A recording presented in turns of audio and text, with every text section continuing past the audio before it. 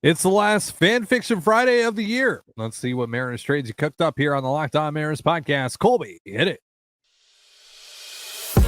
You are Locked On Mariners, your daily Seattle Mariners podcast. Part of the Locked On Podcast Network, your team every day. Ahoy, sailors. It is Friday, December 29th, 2023. This is Todd Gonzalez and a very sick Colby Patnode for the Locked On Mariners podcast, brought to you by FanDuel. Make every moment more. Right now, new customers get $150 in bonus bets with any winning $5 moneyline bet. That's $150 if your team wins. Visit FanDuel.com/LockedOn. That's LOCKEDON to get yourself started. Thank you so much for making us your first listen. Subscribe, like, and turn on alerts if you're watching on YouTube, or subscribe and leave a 5-star review on your preferred podcast platform if you like what you hear. And if you're part of the crew and rock with us every single day, let us know in the comments below. And if you want to hear from us even more, please consider signing up for our Patreon. You can now get a free 7-day trial to check out the show. The link, as well as our social accounts, is in the description of this episode. It is Fan Fiction Friday, the show where you submit your Mariners trade proposals and we grade them on the 20-80 scale, 80 being the best, 20 being the worst. Let's get into them.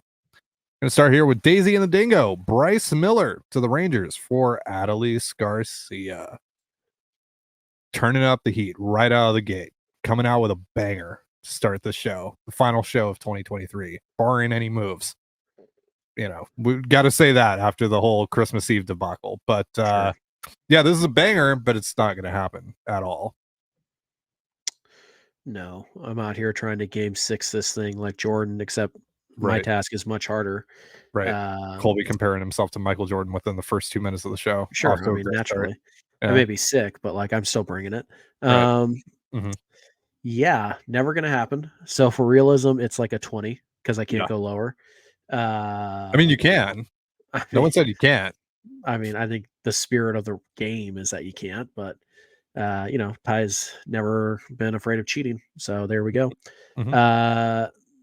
Yeah, never going to happen. I get why, because like for Bryce Miller, 6 years of Bryce Miller, you would really want a player like Adolis Garcia, who's better than Randy Arozarena. You get him for 3 years or maybe 4. I'm pretty sure it's 3 though. You get him for 3 years, and you know he certainly helps, and he's a good player. And you look at what Texas needs; they're going to lose Jordan Montgomery in free agency, probably. DeGrom and Scherzer both out for most of, if not all of next year. They have some pitching, and they also have some issues with their RSN, and they're using that to justify, apparently, allegedly, not spending a ton this winter. They still could, but the reports out of Texas is that they are kind of doing the same thing Seattle is, where they're not really going to, you know, blow up the payroll as much as they thought they were going to be willing to do. So you can understand why they'd have interest in Bryce Miller. Obviously, the Mariners will have a lot of interest in Adolis Garcia, but it's just not going to happen. They're not trading. I don't think either side makes this trade because you also have to remember these two teams are battling each other for the division in theory next year. So very little incentive for either side to get a deal done with each other. And even so, like, I don't think Texas does this because Texas has the pieces in their farm system. They could just go get Dylan Cease without touching their major league roster, and that would be smarter of them to do. So, yeah, I think on the very surface level, you could look at it and be like, oh, well, you know, Mariners need a, you know, kind of a Robin to Julio's Batman, and they're also really good friends, so that would be fun. And the Rangers definitely need pitching, but there are just other ways for these two teams to get what they need without helping out the other one. So I just think that's the route they'll go. Yeah, I don't think the Mariners would want to help bail the Rangers out of their legitimate pitching concerns heading into this upcoming season. And the Rangers, I mean, they've already lost Mitch Garver to the Mariners, so they've already lost some firepower from that lineup. Great lineup this past season. I don't see them subtracting from that even further. Plus, Garcia's coming off of a career year. He's more than affordable still, only projected to make $6.5 million in arbitration. And he's the heart and soul of that team. He was the heart and soul of that championship run that they went on. He is, like, obviously Corey Seager is the best player on that team, but Garcia is the guy there in Texas. I just Like don't see them trading him. Julio's the best player for the Mariners, but JP's the guy. Like, Yeah. But hey, you know what? Thanks for giving us our thumbnail and our title. Really appreciate that. Mhm. Can the Mariners trade for Adolis Garcia? Question mark? Yeah. Exclamation point. So 40 grade just for that. Realism's a 20. So that's Like, gonna I was drag gonna it give it for context, I was gonna give it like a 25 or a 30, but you get a 40 because you gave us our thumbnail and title. Sure. Yeah. I'll give it a 35, but if this episode breaks 5K views, then I'll bump it up to a 45. That's your Okay. that's your incentive right there. So Yeah. I'm thank sure you, you'll Daisy. definitely circle back on that. Yeah. Thanks, Daisy. Yeah, thank you, Daisy. All right, next one here comes from Campbell. Angels get Gabby Gonzalez, Emerson Hancock, Jonathan Clase, and Axel Sanchez for Mickey Moniak and Taylor Ward from the Angels. Someone's been listening to the Patreon show. Colby, what do you think? Yeah, Ty's a huge fan of Mickey Moniak, and it's pretty easy to see why. Right. The fact that he can't hit lefties and that he ran a 2.5% walk rate with a 30% K rate. Like, he's basically Teoscar Hernandez on steroids. Right. But I mean, that worked out so great. So why sure, not do it again? totally. Yeah. Except for, he's a lefty and he can legitimately play some defense. Angels are not shopping. We have not seen that report, but they are getting interest in a lot of their controllable guys. Doesn't sound like the Angels are wanting to rebuild. However, they're in the hunt on apparently JD Martinez and Blake Snell. So, Teo. yeah, which would be perfect. Mm-hmm. So Teoscar Hernandez and Mickey Moniak in the same outfield. Why not? So yeah, it doesn't sound like they're going to rebuild. So I think you're going to have to come with like legitimately good MLB ready guys. For Taylor Ward, they might legitimately ask you for Bryce Miller or Brian Wu. And at that point, you say, "Ha ha ha! No, goodbye." Unless, can I also get like Reed Detmers? At which point they say, "Okay, haha, goodbye." Yeah. So yeah, Gabby Gonzalez, Emerson Hancock, Jonathan Clase. Hancock would help the Angels this year if he's healthy. Yeah. Clase might at some point, but maybe not. Axel Sanchez is a throw-in. Gonzalez is going to help them this year. So you're asking them to take away two major league contributing pieces for one guy who might help them this year, and they're not going to rebuild. Like, I think if they're doing this trade, you kind of have to either force them to rebuild, which means you're giving them like Harry Ford and Gonzalez and Clase for one of these guys, or you're giving them Miller or Wu, which I don't think Seattle should do. As much as I really like Taylor Ward, but I wouldn't trade Miller or Wu for Taylor Ward. No. Also, Emerson Hancock with his injury history seems like a great fit for the Angels pitching development team. It's weird because they do produce some good pitchers. Suarez, Detmers had a good year. Sandoval I really like, but they always get hurt. They always get hurt. It's insane. So yeah, I like Taylor Ward. There's also, by the way, there's a reason that the Angels are one of only two teams Jerry DiPoto's never made a trade with. Yeah. It's because that ownership group holds a grudge. So are they going to be willing to help Jerry DiPoto? I don't know. I think their front office would be interested in having conversations with Jerry DiPoto. Would their owner allow them to? Maybe that's softened, but maybe not. So that's another thing you have to consider. It doesn't feel like a coincidence that the two teams Jerry DiPoto hasn't made a trade with during his tenure in Seattle, which is closing in on a decade now, is with two teams that he's been in the front offices of, Colorado Rockies and the Los Angeles Angels of Anaheim. I'll excuse the Rockies one, though, because they're legitimately dumb. They're just weird and dumb. But the Angels one, the team that Jerry resigned from and then went to their division rival to be their GM. Sure. They proceeded to kick their butts. They might feel some type of way, especially after trying to control what Jerry could do, where Jerry basically wasn't even a GM at that point, where it was just Socha and Moreno. Figurehead. Yep. Yeah. So good idea. I like Taylor Ward, and I'm not saying that they definitely don't have, because it does feel like if this was any other team, I think this is a really solid trade. I still feel like But you'd have to replace Gonzalez with Ford or maybe even Colt Emerson, or maybe you have to even add Ford to this package. mhm, Because again, you kind of have to force the Angels to rebuild because roster wise, it's not an awful roster. And we've talked about this a lot. 85-ish wins put you right in the mix for a playoff spot. The Angels roster with some luck i.e. health. and They could specifically the health of Mike Trout. Sure, they could win 80, 83, 85 games and be right in the mix. Yeah, So, yeah. yeah, they should rebuild because their farm system's terrible. They're an aging core, but I don't know if they're going to. But I like the idea. I do, and I'm Yeah. a big Taylor Ward fan. So, I'll say 45. I think you're on the right track. It needs a little bit of work. I'll split 45 and 50, call it 47 and a half, 48. Yeah. Straddling that fence. We got more trades coming up here in just a moment, but first, a reminder: this episode of the Locked On Mariners podcast is brought to you by FanDuel. Score early this NFL season with FanDuel, America's #1 sportsbook. Right now, new customers get $150 in bonus bets with any winning $5 moneyline bet. That's $150 if your team wins. So if you've been thinking about joining FanDuel, there's no better time to get in on the action. The app is so easy to use, and there's a wide range of betting options, including spreads, player props, over-unders, and a whole lot more. And the Mariners might not be playing right now, but the Kraken and Seahawks are. So whether the action is on turf or on the ice, whether it's Jared McCann or Geno Smith, you can bet on it all with FanDuel. So visit FanDuel.com/lockedon. That's LOCKDON and kick off the NFL season. FanDuel, official partner of the National Football League.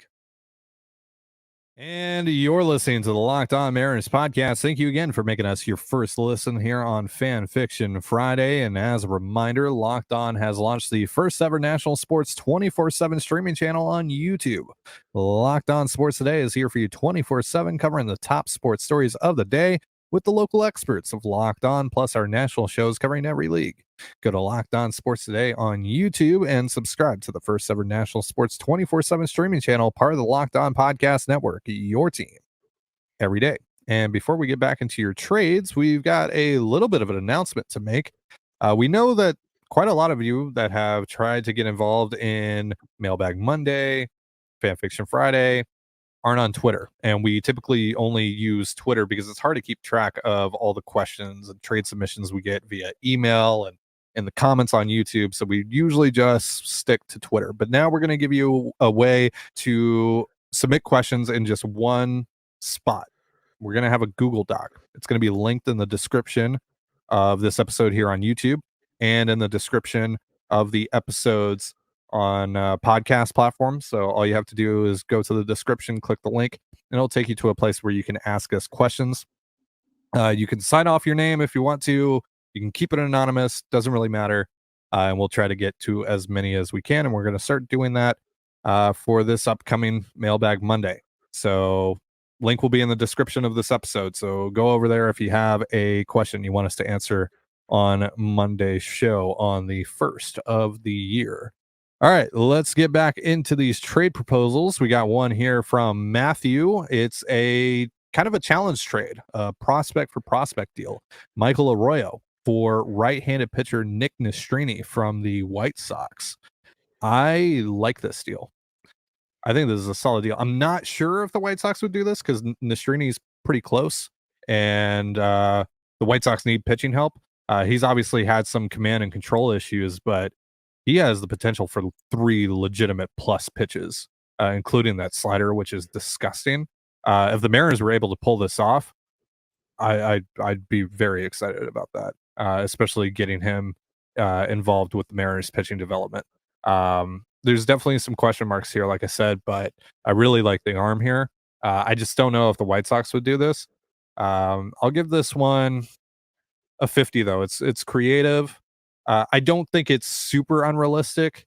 I can't wrap my head around the White Sox actually doing this, but I think the valuation is fairly close.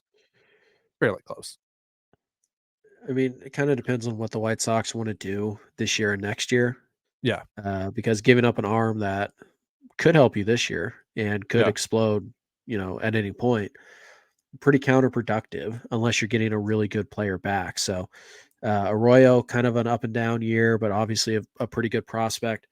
I wonder maybe the White Sox would look at this and say, what if instead you give us like Laz Montez, who is a little bit safer, a little bit closer to the big leagues, and like Taylor Trammell to kind of give us a lottery ticket that we can use this year, and do that, or it's give us Michael Morales, or I think you can make an argument that Emerson Hancock straight up is a fair trade here because it's safety for upside essentially. Right. But I think that defeats the purpose. What you're looking for here is AAA depth that you can add in line behind Hancock, and because the Mariners don't really have any, so I like the idea of going out and getting a unproven upside play to be the number 2, number 3 guy in Tacoma or Arkansas. It doesn't really matter where they send him, Yeah. but then My give him a shot. preference would be Arkansas, but Sure, give him a shot in spring training.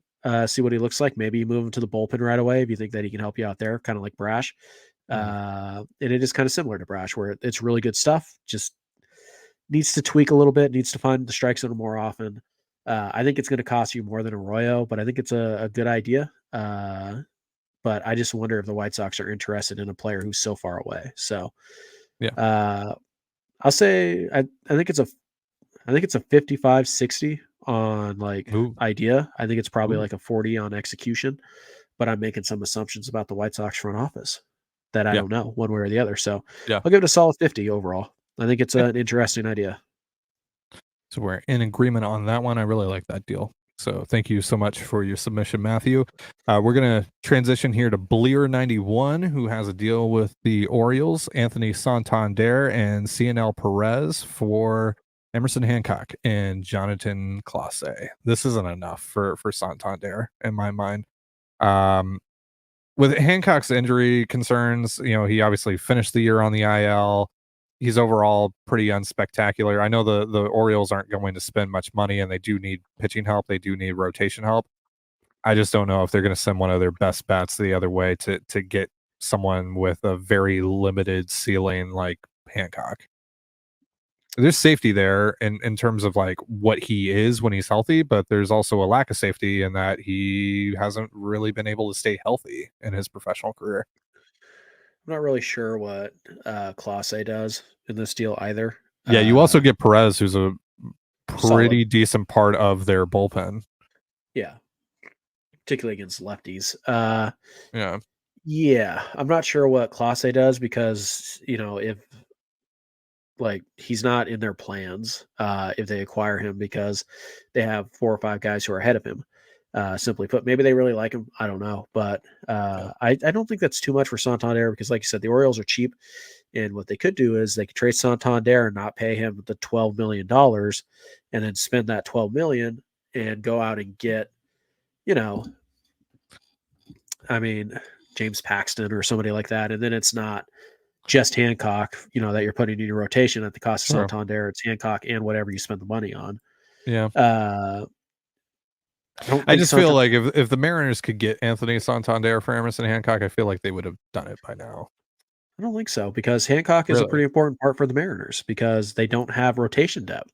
He is the number 6 right now. Yeah, and your number 4, and 5 just set career high. But would you let having a number 6 get in the way of getting a potential difference maker in the middle of your lineup in 2024? Do they think Santander is a difference maker? I mean, he has been for the last couple of years. Because there's long stretches where he's just another dude. Like, he's also a really bad defender. Yeah. So he's probably a DH only type. But I mean, I guess if you live with Teoscar Hernandez for 6 months, you could live with Santander for 6 months. I don't know. I don't think that's too far off valuation wise. I think the Perez thing tips it over the scale a little too much. But yeah, I mean, like a part of this also is how do the Orioles feel about Kierstad? How do they feel about Cowser? How do they feel about Hayes and Montcastle? What are they going to do with those guys? I do wonder if maybe Ty France could be in play here to kind of help even out salaries and whatnot, but it seems unlikely. So I'm just a little bit confused about what the Orioles want to do because in theory, with all this position like depth, all this position player depth in a limited budget, Santander is a guy that they should trade because I feel like they can replace him. Yeah. They haven't really shown any interest in doing any of that, so I'm not really sure where they stand on this. Yeah, I don't think adding salary on the Mariners' behalf makes much sense here, because I think part of the allure and part of the reason that maybe the Orioles would actually trade Santander for Hancock is getting rid of his contract, right? Getting rid of his money. So I don't think France would make too much sense here. Yeah, I'll go 40. I'll go 45. I think it's pretty close, but again, I don't know. Like I'm confused by what Baltimore's plan is. Right. Right now. I mean, a lot of Fan Fiction Friday is making assumptions about other front offices and the motivations of other front offices. So sure, but Baltimore's a little bit weird because they just won 108 games or whatever, and then sounds like they might cut payroll again. Like, so it's a little hard to. But they've also been linked to like, they're linked to Imanaga, I think, and it's like that seems counter. So they also gave $13 million to Craig Kimbrell, right? So yeah. So that's an overpay, by the way. But like, yeah. So I don't know. I don't know what they're gonna do. I'll say 45. I think Hancock for Santander is actually pretty fair. You're listening to the Locked On Mariners podcast. Thank you again for making us your first listen here on Fan Fiction Friday. We got 3 more trades to go over. Justin has a deal here with the Royals. MJ Melendez, who's a favorite, I guess I would say, of yours, Colby, for Emerson Hancock and Alberto Rodriguez. Melendez, of course, a catcher in name. He can be stationed behind the plate. He has been stationed in a corner outfield spot. Right. I think that's the language we agreed upon here, to when talking about someone that has played positions but isn't particularly good at any of them. So Melendez, young player, club controlled, some interesting things in the bat. What do you think about that for Hancock and Rodriguez? A lot of people trying to trade Emerson Hancock today. Yeah, trying to trade him like he's Kyle Gibson. Imagine that. Right. So I like Melendez. Don't love him. He was sneakily one of the better hitters in the American League in the second half of last year. Power really started to show up. He's got left-handed pull power. That ballpark in Kansas City, not best suited for home runs. Certainly a good place to hit for doubles and triples, but I think Melendez's power inside the park home runs. Sure. Yeah. I think Melendez's power would actually play up pretty nice at T-Mobile, but he is a bad defender. Doesn't matter where you put him. He's bad. Now, last year was kind of the first year where he was a full-time outfielder. So it's possible that he can improve. But I think at best he's Teoscar Hernandez out there defensively.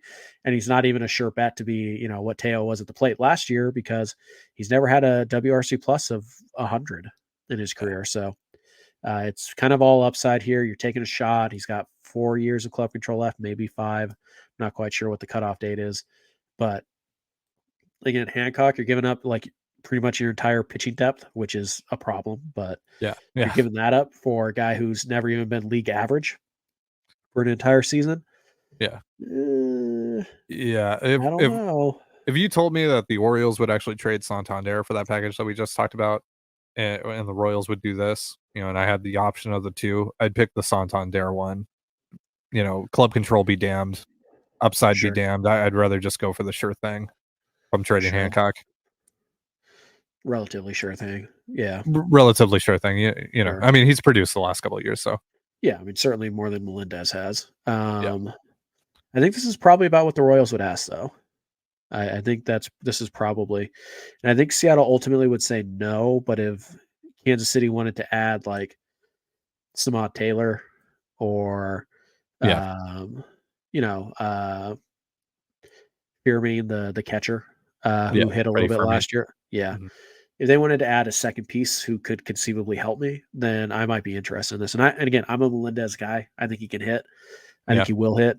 But do I want to take a shot on it being 2024? Ideally, no. Especially when it might be your second best bet that you get after Garver. Yeah. Like, I don't know. Like, I would love for Melendez to be the 4th bat I bring in. I think you have about what Kansas City would ask for, realistically. So I'll give it like a 45. It's close, and I wouldn't be upset if Seattle made a move like this, but I'd be like, okay, what are you doing with the pitching now? Like, what's the game plan? Because it can't be Jimmy Joyce, with all due respect. I'll follow your lead on this one because you've done more research into Melendez, so I'll go 45. And also because, all I do here on the show is copy your opinions, as we all know. Whatever you say, Mr. Podcast. I just try to phrase them in different ways to make it seem like I'm not copying your thoughts and opinions. Yep. Facts. As has been established. Mark here has a deal with the A's. So if not Emerson Hancock and Alberto Rodriguez for MJ Melendez, how about Emerson Hancock, Alberto Rodriguez, and Taylor Dollard for Brent Rooker and Paul Blackburn? Don't think the A's are doing that. No, I don't. No, not at all. The A's will take bulk on occasion. They will. But this is a little too bulky. That makes Taylor sense. Dollard does nothing. He does literally nothing. Yeah. So, no offense to Taylor Dollard, but like right now, coming off the injury, just as an asset, he just doesn't have it. Yeah. Like you're better off just keeping Dollard and rehabbing him and seeing if maybe he can be a part of your rotation, like in an emergency next year. But yeah, he does nothing to this deal. I'm a big fan of Rooker, also, as you guys know. Blackburn to me is just kind of a number 5 starter, maybe a number 4. And I feel like they're going to ask for something that does not reflect who Paul Blackburn really is. Sure. I mean, I guess they're going to pretend that they're not afraid of Paul Blackburn's $1.5 million contract, but yeah, that totally seems like something the A's would do. So yeah, too bulky for this deal to get done. I think you could interest them in like Clase and Hancock for Rooker straight up. They might do that for Blackburn straight up, but you put them together, like they're going to be like, oh, cool. Give us Michael Arroyo, give us Gabriel Gonzalez, and give us, Teddy McGraw or whoever it is. Right. Like it's what's really tough about these trades is that the Mariners don't really have what most teams want to like kind of round out these trades, which is pitching. Yeah. Because they really lack really need to go hard after pitching in the draft. Yeah. I mean, because right now, like legitimately after Hancock, like the best pitcher in the Mariners system, Phillips, maybe, who they just acquired in the Kelnick trade, maybe McGraw, both of whom coming off of major injuries. Yeah. Morales didn't really take a step forward. Bowen, a lot of reliever risk there. So yeah, this feels like too much bulk. Yeah. This feels like too much bulk for me. So I'm going to say like 35-ish. I think if you had done this package for one of these guys, I could maybe go 45. I'd still think it's a tiny bit light, but not the end of the world. But I think Ty's right. I think there's a chance that Oakland looks at this and be like, oh, we're going to cash in, even though the starting pitching market is really deep in free agency. And there's like 12 Paul Blackburns that people can give. Paul Blackburn's an all-star, Colby. Sure. He's an all-star. So we'll go back, and yet he's a free agent. He's going to sign a minor league deal. So yeah. Rooker is an all-star. So yeah. 2 all-stars in one trade, Colby. That to me says Harry Ford plus. I mean, I don't think they're that dumb, but I just don't think Dollard and Rodriguez do much. I think they definitely would like start with Gabby Gonzalez. Oh, sure. At least they could start there, but at least. Yeah, I mean, I can see them. I wouldn't be surprised if they were like, yeah, Harry Ford. Sure. I mean, I'd laugh at their face. Yeah, no, I'd immediately hang up and ridicule them. Like not even like a response, but I bet they really like Ty Pete. That's a guy who they could develop over 3 or 4 years, and by the time they're in Vegas, like he could be the face of their franchise type of guy. Like he's got that upside. I would like Ty Pete to be one of the faces of my franchise personally, but I'm built different. You've never even met Brent Rooker though, so right. So he did say that his favorite ballpark is T-Mobile Park. So yep, he's definitely been kissing up a little bit. He's not quite as thirsty as Blake Snell. No, Blake from Shoreline. No one could be as thirsty as Blake from Shoreline. Yeah, but I don't think that the A's look at Rodriguez and Dollard as anything in this trade. So Hancock for those two, not going to happen. Hancock and Farmelo, and Class A, maybe. Yeah. All right. Did I give a grade for that one? If not, 40. Okay. Yeah. Last trade here from Alex. Tigers get Jose Caballero and Taylor Trammell, and the Mariners get third baseman / corner outfielder Justin Henry Malloy and outfielder Justice Bigby. No. That's no. No. That's not no. Sorry, but no. Yeah. Malloy is like a legitimate prospect, and Bigby is coming off a really, really nice year down in the minors as well. Like I just for Jose Caballero and Taylor Trammell, who I mean, the Mariners are going to DFA Taylor Trammell at some point. He's out of minor league options. He's not making this ball club. I mean, as currently constructed, he might, but sure, because hopefully the Mariners don't go to spring training as currently constructed. And so when they DFA him, the Tigers will have a pretty decent chance at just claiming they can just claim him. Yeah. Two things on Justin Henry Malloy. First of all, the walk number is astounding. It's like 18% walk rate. Yeah. With some pretty good pop. He's a legit prospect. The other thing is a lot of times when you see somebody who has like a slash in their position as a prospect, typically what that means is they suck at both of them. And that's the case here. Like he cannot play third base. He cannot play in the outfield. He's a first baseman. But these are two guys who could conceivably help the Tigers this year. And they could help them more than Caballero and Trammell, even though those two guys have major league experience. So to me, this is wishful thinking. I think if you want like Malloy, then you're going to have to give up a better prospect who is further away to kind of balance that out. So it's like, they might be like, oh, you're interested in it? Fine, we'll give him to you for Harry Ford. Like, because Malloy's ready to go. He's probably going to make his major league debut this year. The bat is something that a lot of people believe in, and you just stick him at first base. Like it's not a huge deal. So I don't see it. Bigby's an interesting guy. He's also probably going to make his debut this year. This is just the Tigers are trading upside for, I don't even really want to say safety, because there's a good chance that Trammell and Caballero aren't on your 40 man at the end of the year. So yeah, it's wishful thinking. I think you got to throw in like a legitimate prospect. So yeah, 30, 35, 25. Ooh, yeah. And in the year on a sour note. Just keep in mind, you picked the order of these trades, so that's on you. True. All right. So like I said earlier, this is possibly the last show of 2023. It's the last scheduled show of 2023, at least. But that the last scheduled show of a week or month or year has never stopped Jerry DePoto from doing something. So we might be back before the year is out. But if not, Happy New Year to you and yours. Thank you guys so much for a wonderful 2023. We reached some really cool milestones over the course of this year. 10,000 subscribers on YouTube, of course, over 2 million downloads and views across YouTube and podcast platforms. We just missed the 1 million download mark on the podcast platforms. We're currently at about 950,000 on the year. I would assume we're probably going to finish somewhere. Yeah, right. I assume, though, we're probably going to finish somewhere in the 953, 954-ish thousand range. Share this episode, guys. Blow it up. Right. 50,000 views. We need 50,000 views in the next 2.5 days or so. But yeah, so thank you guys so much. Thank you guys so much, though, for all of your support.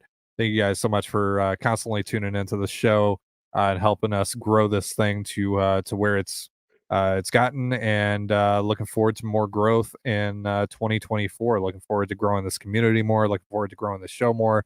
Looking forward to doing more cool stuff and bringing on some cool guests and doing some cool projects and giveaways and all that stuff in 2024. And hey, maybe the baseball team we cover might actually do us a favor and make the playoffs, because had they done that, probably wouldn't be talking about being 50,000 short of a million podcast downloads. But I digress. Yeah. But to a wonderful 2024. Colby, before we get out of here, favorite moment from 2023? Putting you on the spot. Not really, because it's a pretty obvious answer. You guys raised $15,000 for um, Feeding America. So, and Ty got that tattoo, which somebody asked if you had gotten. Like they never saw. So it's like, yeah, it's right there. Yeah, $15,000. Probably going to do something similar. I don't know if it'll be Feeding America again. Probably. It's really good value in terms of donation. So we'll probably do that again in 2024. Don't think we'll quite hit 15,000 this time, but we'll see what you guys can do. And yeah, that one's pretty obvious to me. That's beyond baseball and beyond the podcast, and shows what a good community you guys are, including the two guys or the two groups or whatever, the two donations that totaled like $8,000 in the last 2 or 3 days to force Ty to get that tattoo, which he was going to get anyways.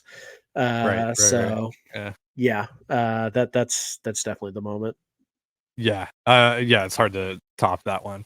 A more personal favorite moment of mine, us being able to manage that weird ass schedule we had back in March with both of us traveling at very different times.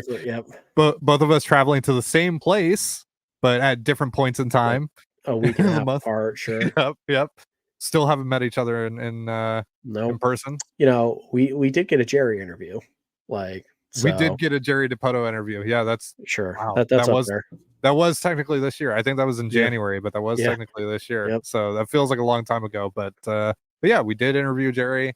We interviewed some really cool players like Penn Murphy and Darren Bowen, who were very gracious with their time. And shout out to some of our other guests that we've had on here, like Jordan Schusterman, Gary Hill, of course. So it's been a really, really, really fun year here on the show, and looking forward to an even bigger and better year in 2024. So that's going to do it for us. Thank you so much for joining us here on the Locked On Mariners podcast.